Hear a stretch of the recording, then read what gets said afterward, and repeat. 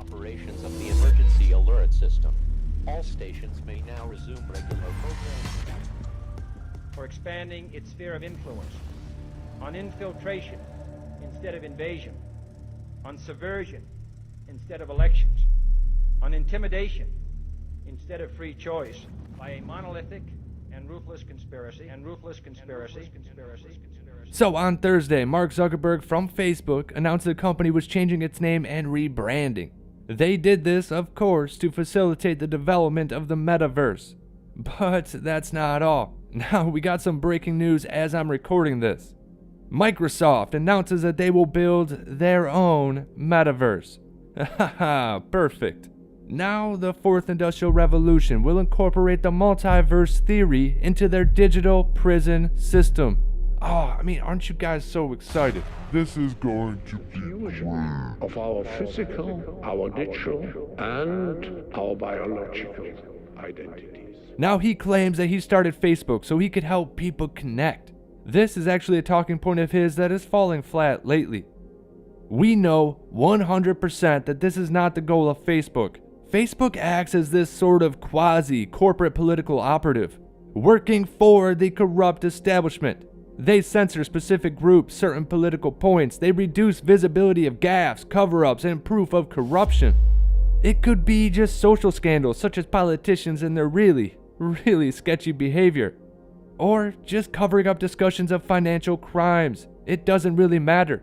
They really try to help cover it all up.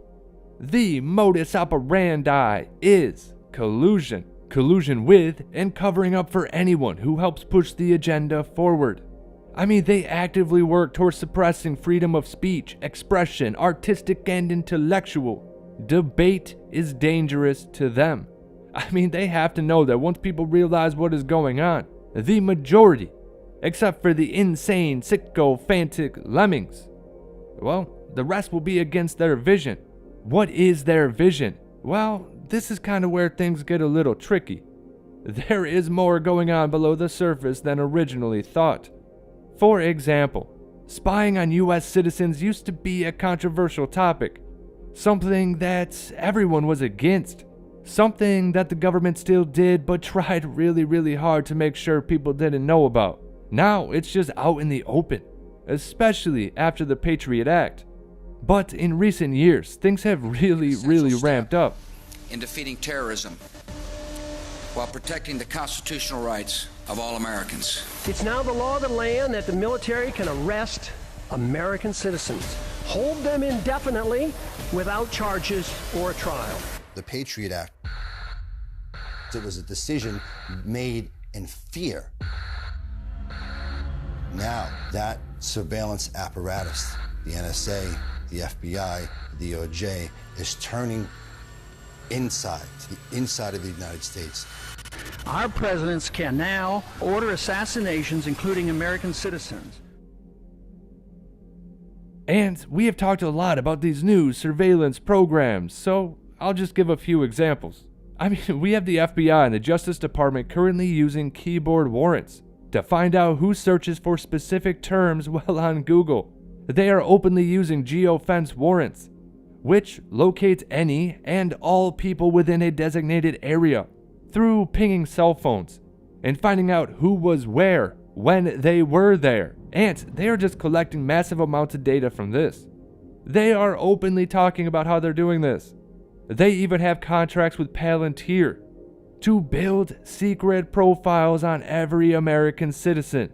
It is kind of like your Facebook profile, but these are shadow profiles built and exclusively used by the intel agencies. They are probably more comprehensive than all of the little details people post themselves about their lives. What am I talking about? They definitely are. These shadow profiles include government documents from the DMV, public records, medical history, search history, shopping history, and your social media posts. It's a different world than it was just a mere 10 years ago. We are truly living in the beginning stages of this 1984 Minority Report, Big Brother is watching, always type of reality. However, there is some proof that Facebook was in fact a program that was started by the US government for surveillance of the masses. So you have probably heard about a DARPA project called LifeLog. The blueprint for this project is exactly what Facebook is now, except given the times, they couldn't just come out and say they were doing this. So let's do a thought experiment. Let's just say that you were creating a new project for spying on innocent civilians, but you couldn't really get it going due to constitutional restraints. Well, what would you do? Why not use a psychological campaign to convince people that it was cool? It was the legit thing to do to document and post all of the intimate details about your life online, publicly, for the entire world to see, including the intel agencies. As we will see though, there was a separate reasoning behind the development of this project, one that goes well beyond the surveillance capabilities. The purpose of LifeLog was to develop a new class of, and I quote, truly cognitive systems that can reason in a variety of ways. Quietly posted a broad agency announcement to its website to request proposals for an ambitious new project. Labeled BAA number 03-30, this proposer information pamphlet requested proposals from developers to build an ontology-based subsystem called LifeLog that captures, stores, and makes accessible the flow of one person's experience in and interactions with the world. The idea, which seemed somewhat fantastic in 2003, was that users of LifeLog would wear a device that would capture and record all of their transactions and interactions, physical movements, email and phone calls, and a variety of other information.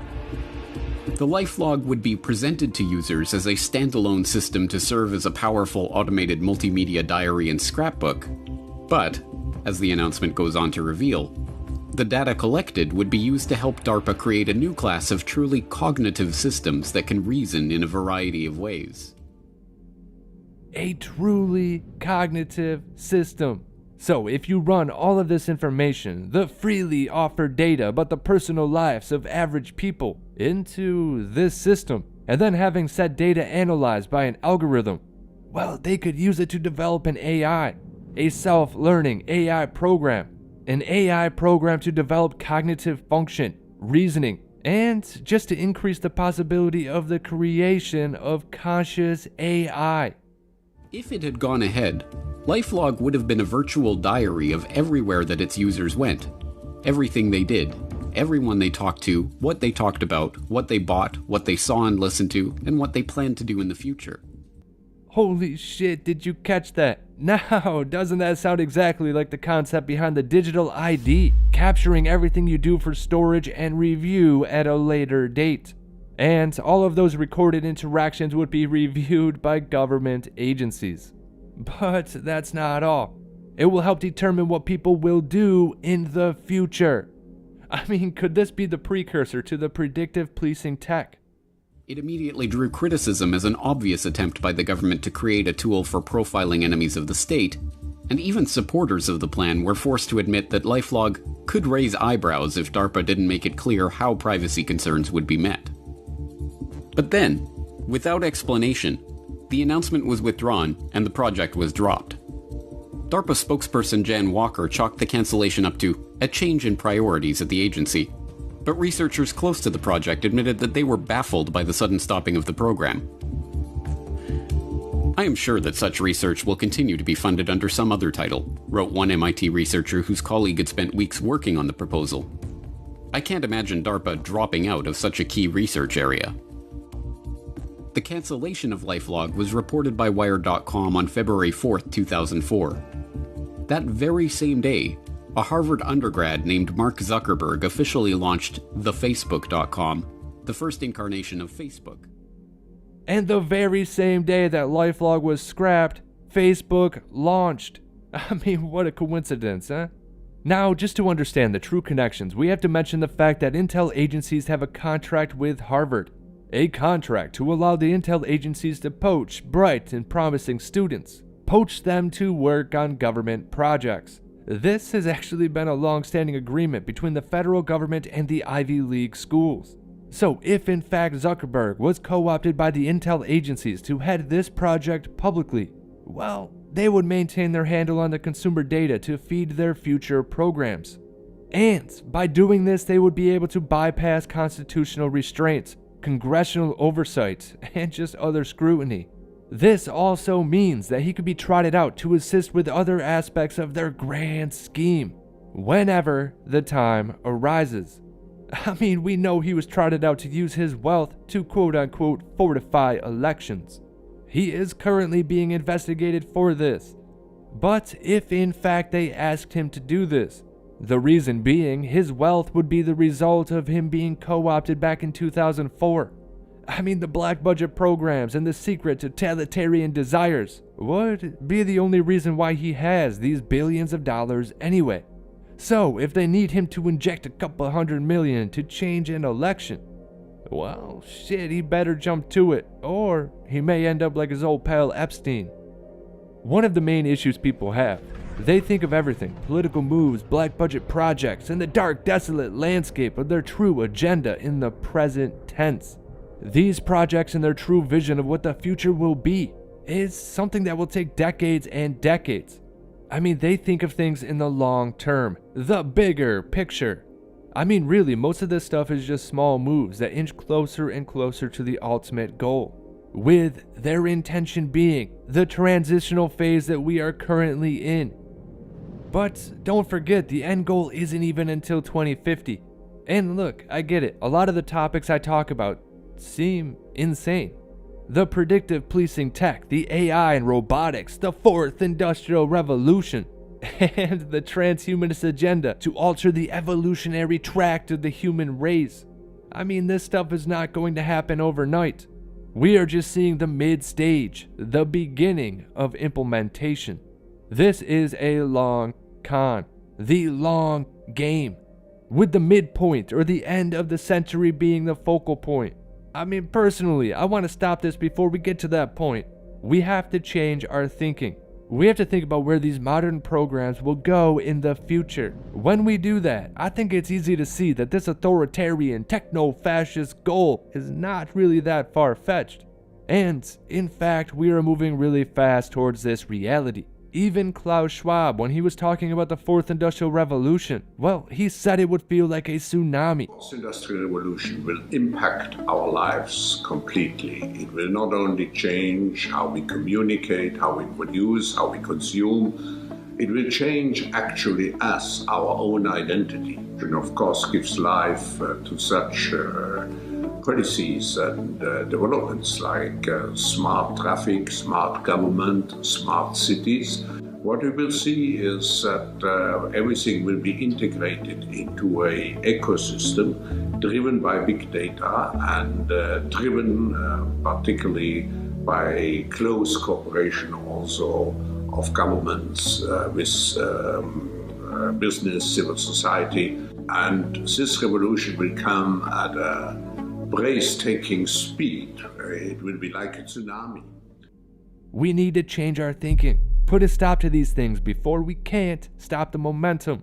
Anyway, in regards to these social media companies, we all know that data is the prize. The data is key. It's what feeds the quantum computers, the self-learning AI. This is the fuel to the transhumanist dialectic. But anyway, this is where we get into the metaverse and the Great Reset. Through all of their past projects, we are finally at that moment when they can take the next step. Another incremental step towards changing how the world functions, removing individual freedom, and just creating this technocratic universe. One that is heavily surveilled, entirely encompassing, and thoroughly digital. If they can create a new world, a universe where interaction is dominated through the digital landscape, removing the human element, and reorganizing moral compasses, reorganizing financial systems, and corralling humanity into these digital prisons, well, then the control over our lives will be finite. So the World Economic Forum praised Facebook's new name and venture Meta the day after it was announced. So it begs the question, are they working together? And have they always been? The metaverse was always the end goal. Okay, so this is actually the statement from the World Economic Forum about the metaverse. And I quote, "Just as you can't invest in the internet, so too can you not identify the metaverse as a unique product, technology, or service. A better question might be, what could become the metaverse? Well, Joe Allen has some prescient points in a new article he released, and personally, I think he's spot on. Please be sure to visit the link in the description. I mean, this is a great article, and I had to read some parts word for word because I couldn't have said it any better. So, show the man some love, please. The metaverse was born of occult dreams. Man, that is the truth. It will keep growing until the power is cut. The metaverse, briefly defined, is a parallel digital realm that will exist alongside our own. It will be populated with 3D replicas of our real world, as well as rainbow unicorns, electro extraterrestrials, animated angels, and digital demons. We will get Lego Man avatars for us to quote-unquote embody. Indeed, the metaverse is billed as the embodied internet. Much like magicians enter the astral plane using ritual implements, the average slub will access the metaverse, both enclosed virtual worlds and ethereal holograms superimposed over our physical environments. Instead of watching bad movies on Netflix, we're to become characters in a digital dream that bleeds into the real world. A digital dream that bleeds into the real world. To that end, Meta is funding Project Cambria to develop high-end VR goggles, one that reads eye movements, facial expressions, and body motions, in order to translate your physical self into an expressive avatar in a virtual space. But that's not all. Project Nazarene is producing ultra-light 5mm augmented reality glasses that will populate your visual field with holographic cartoons and Terminator-style data streams. All of this represents the socio-religious evolution inherent in the fourth industrial revolution. If our living world is an accident of random mutations and natural selection, then technology and social engineering are our only hope for intelligent design. If those pearly gates open to nothingness, well then virtual reality is our only stairway to heaven. Now I just gotta say, I highly disagree with that. And just more on a personal note, the more and more I research quantum mechanics, the actual universe, well, the more and more I came to terms with the intelligent design theory. Just the fact that the Fibonacci sequence is found throughout nature. The minuscule possibility that life could even be viable in our atmosphere. The fact that they found binary code in the fabric of space. I mean, don't get me wrong, there are plenty more examples. I'm all in on this intelligent design theory. You know, to be honest, it wasn't that long ago that I was on the opposite side of the spectrum in regards to this issue. And the only regret I have is that I didn't come to this personal conclusion earlier on. But anyway, in regards to this VR stuff, you know, I just want to play a video game where I am the character. I want to be on the beaches of Normandy or traversing the barren wastelands of Fallout. I don't want Klaus Schwab, Zuckerberg, and the digital demons to be watching over me. I mean, really, is it too much to ask for? A true VR experience without the authoritarian society being placed within that framework. I mean, come on. They always have to take it to the max, and it's always the totalitarian max. The draconian agenda always gets in the way and ruins everything. It's truly disappointing. I mean, they are truly ruining everything that is good. So anyway, their goal is to use public funding to manifest their quote-unquote mixed reality, or what Klaus Schwab describes as a fusion of the digital, the biological, and physical worlds. So this is actually from the World Economic Forum. Listen to what they say, and I quote, "Immersive technology will play a vital role in America's drive to build back better. As the World Economic Forum has recognized, we are at the beginning of the fourth industrial revolution, one in which a range of new technologies will fuse the physical and digital worlds, impacting all disciplines, economies, and industries." I mean, on the basis of that global paradigm, these transhumanist tyrants are even pushing Congress to fund research and development grants, workforce training, but also various infrastructure projects. They are really trying to accelerate our transition into a cyborg culture. I mean, you can't make this shit up. Now, we do have a lot of futurists who claim that this progress is inevitable, but it was the pandemic, celebrated as the Great Reset, which made it all possible. Lockdowns, corporate COVID policies, and induced germophobia. Well, it forced the population to fuse with their machines.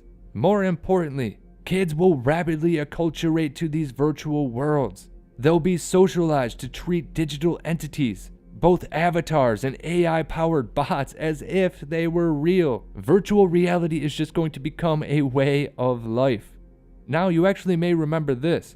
A section in one of the previous videos was actually dedicated to the World Economic Forum's program for digital love, or as the program was titled, Future Love. And I quote, normalizing relationships with AI, cyborgs, holograms, and other transhumanist concepts. Again, I quote, we will look beyond the physical, merge with the virtual, be intimate with the synthetic, touch and feel at a distance, date anonymously, and implant our bodies. Now, the spiritual implications are obvious. All religious worlds are symbolic realities, conveyed through mythos and embodied in ritual, where they mingle with the physical world. Which is exactly why they have the bought and paid for Pope out here endorsing the Build Back Better agenda, the Fourth Industrial Revolution, one world government, one world religion, and, of course, the overarching Great Reset. With the spiritual leaders in their pocket, they have the necessary clout, or at the very least they believe they do. They believe that they have enough to push this strange technocratic occult vision for humanity. Now, there is one World Economic Forum prediction that carries some weight, and I quote, in the 21st century, we will create more powerful fictions and more totalitarian religions than in any previous era. With the help of biotechnology and computer algorithms, these religions will not only control our minute-by-minute existence, but will help shape our bodies, brains, and minds, and to create entire virtual worlds complete with hells and heavens. That is insane. I mean, this stuff is truly crazy. It's insane. The reality is that Zuckerberg's shift towards the metaverse and the global transition towards the Fourth Industrial Revolution, well, they're inherently dehumanizing. Even worse, the elites promoting these quote-unquote advances, well, they recognize this fact, but they're going ahead with it anyway. The reason being, they want complete control over life itself. They view themselves on the same level as God. They truly want to destroy what is left of the human experience, which is why they literally called for the end of Homo sapiens and the introduction to a new species, Homo Deus. I know, it sounds like I'm making this up, but it's their words, not mine. So Zuckerberg, he came out and said that privacy was a top priority. If we look into the past to see how important privacy is to these tyrants, well, we should get a pretty good idea about how important privacy will be within the metaverse. And I'll give you a guess. Non-existent. Facebook prides itself off of zero privacy. They sell your data to anyone, they trick young minds into dangerous behavior, and they secretly run psychological experiments on their users. Now, the World Economic Forum mentioned this as well, and I quote, there are, of course, questions about what the metaverse will mean for privacy, whether it will be inclusive, and how to mitigate harmful content. I mean, do you see they're already talking about how to mitigate harmful content? Now, let me just ask you, what do you believe will constitute harmful content? Yeah, anything that goes against the establishment, of course. They are already telling us that they will create and dictate this universe, what is supposed to be your universe. They are telling you right off the bat that suppression and censorship will be the law of the land. Dissent will not be acceptable. And I mean, of course it won't. They will have you tied to a social credit score. Now, we're going to get more into this next week, but just take a look at this. This is from Utah's new digital driver's license, and it includes all of this. Okay, you ready? Health records, vaccine records, financial reports, credit scores, travel records, taxes, vehicle registration, spending, voting, sex offender status, licenses and permits of all kinds, dietary preferences, outstanding parking fines and fees, background checks, reward programs, and of course, the social credit score. A social credit score. They are openly telling you what is coming. You just have to look in the right place and be sure to read the fine print. Now really all of this whole topic, this whole video, reminds me of a motif that has since been picked up again and again in science fiction. And it's just like the movie The Matrix, where the virtual world, the Matrix, overlays the physical and serves to calm and control people. In the real world, they are vegetative slaves, or prisoners of intelligent machines. Their consciousness only exists in this digital illusory world. The Matrix is the dystopian vision of the metaverse. It's really a sign of what our future would become. Now I know we're a long way away from that. As I said, we have to look long term. Where does this slowly move to? How does it slowly transition into this dystopian nightmare? I mean, look, in the 70s and 80s, if they were looking at their economic spending and how they were setting us up for failure in the future, maybe we wouldn't be in economic freefall. We have to think of future implications to our policies. And, I mean, if you actually just look around you, we have many developments that are going in a worrying direction. People's lives are increasingly shifting from the real to the virtual and digital worlds. But really, one of the most important aspects is that this is not really a virtual world, because this is not fictional. It's not geared towards any specific goal like in a game when you're collecting points or leveling up. This is networked with the real world. It is not a game, a virtual theme park, or virtual reality. Rather, this is digitally augmented reality. It's exactly what transhumanists like Klaus Schwab have been dreaming of for a long time. The merging of the two worlds. Now, Klaus Schwab even anticipated this when he described in his 2017 book entitled The Fourth Industrial Revolution, when he said a new digital economy would fuel what he calls a fourth industrial revolution and a global reset. You know, why doesn't anyone think about that? I mean, why doesn't anyone think about that? He came out with these books way before we got into this whole medical predicament. I mean, this shit is a plan, man. But anyway, he said, and I quote, "The fourth industrial revolution will lead to a fusing of our physical, our digital, and our biological identities," which in his book he clarifies as implantable microchips that can read your thoughts. Who is given this psychopath power? But he even goes on to say, in that book, he says, and I quote, "These advances in technology," Schwab writes, "are even challenging ideas about what it means to be human." I mean, it should be noted that this is going to encompass literally everything. They want the economic systems attached. They are creating smart cities, smart homes, everything connected to 5G or even 6G grids. They will watch your social media posts, your financial records, your criminal records, your carbon footprint. Everything will be involved. I mean, they are truly creating a new reality. Now this reality, this metaverse, is coincidentally aligning with their ultimate goal. As in, what does meta really mean? Well, in Hebrew, meta means death. This is what it's all about. Believe it or not at the moment, but you better start believing. They are attempting to kill what it means to be human, change the evolutionary trajectory. The same way Homo sapiens and Neanderthals came to a head. Only one version of life will continue. I mean, and they want you to give up life in the natural world. They want you to consciously choose to waste away in a digital oblivion. So we have some more important and crazy things to get into next week, as I mentioned. I truly appreciate all of the support. I am thoroughly glad that you all came over from either Lynn Wood's group or from Alistair Williams' streams.